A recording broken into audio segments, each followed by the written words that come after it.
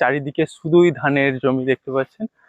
আর এই ধানের জমির এই ফিল্ডগুলো ঘুরে ঘুরে একটা জিনিস দেখলাম যে ধানের প্রত্যেকটা কাঠি গোল হয়ে গেছে একদম।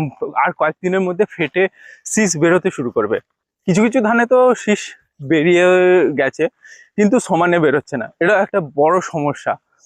তো এই জায়গায় সমস্ত শীষ যদি আপনারা একসাথে বের করতে চান, তাহলে আপনারা জিব্রালিক অ্যাসিড, মানে 001% যে জিব্রালিক অ্যাসিড আছে, এটাকে আপনারা স্প্রে করতে পারেন, কিন্তু মাত্রা অতিরিক্ত স্প্রে করবেন না। তাহলে কি হবে জানেন তো, ধানের শীষ বা ধানের গাছ নরম হয়ে যাবে বা চিটের পরিমাণ বেড়ে যেতে পারে।